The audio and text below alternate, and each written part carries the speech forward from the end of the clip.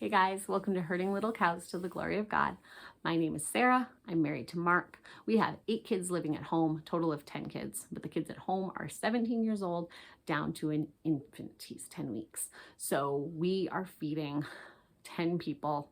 I know we're actually only feeding 9 people who are putting the food in their mouth, but I'm eating extra because I'm feeding the baby breast milk. So this video is week 2 of the Build a Pantry Challenge.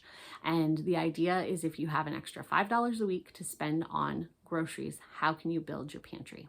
I didn't know how to do this when I first got married.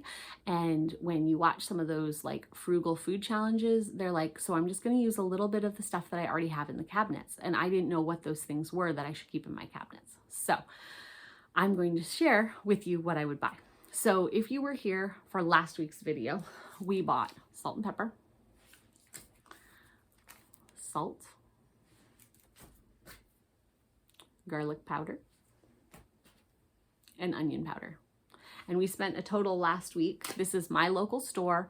I shopped at Walmart and we live in Mid-Coast, Maine. So our food costs are higher than a lot of places. I don't have an Aldi I can shop at or things like that. But I also know like if you live in Canada, I think prices are higher than here. So this is what I spent. These were the actual prices. So I spent a total of $4.67 on those 4 items. So I had $33 left. So this week I have $5.33 to spend for the next part of the grocery budget. So what I bought to stock my pantry is yeast. This yeast is $1.14 for this yeast. This is not the cheapest way to get yeast, but it's the best way to get something for your pantry so that you can start this challenge. Along the way, if you have more money when you need to restock something and you can buy the next size up, sometimes that is beneficial. So this is $1.14. The small jar you get at the store is like, I don't even remember. I'm not even gonna guess at the price, but it's multiple dollars and didn't fit into my little budget here. But the best deal on this is Sam's Club. So Sam's Club sells 2 1-pound blocks of yeast for like $6. And I personally will sometimes share yeast with people. I'll buy yeast and then I break up the package so that we can share it. That is the best purchase point for yeast. But again, I'm trying to make it for a family to be able to start building their pantry. And for my family, this package of yeast isn't going to go super far because I have a bunch of people that need to eat at a meal and we can easily go through 2 loaves of bread depending on what part of the meal it is. So this wouldn't last me very long.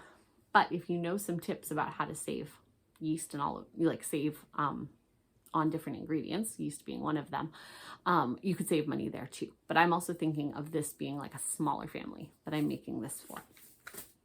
The other thing that I'm buying in this week's grocery, week 2, is a 4-pound bag of granulated sugar.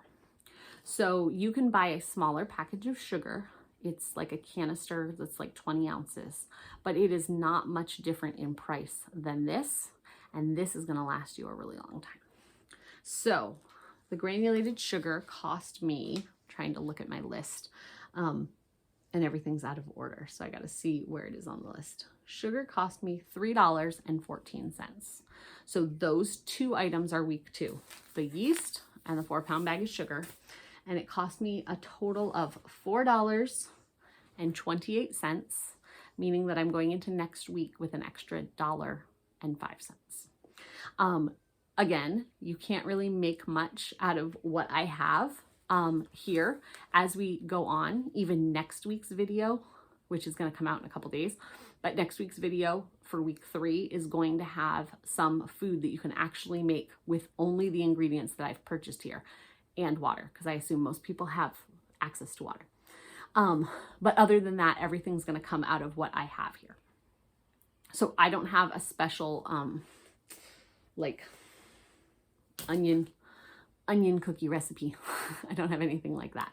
But with these ingredients, you can spice your foods and you can have sugar maybe to go in your morning coffee, because some people have coffee already on their grocery budget. You can use it to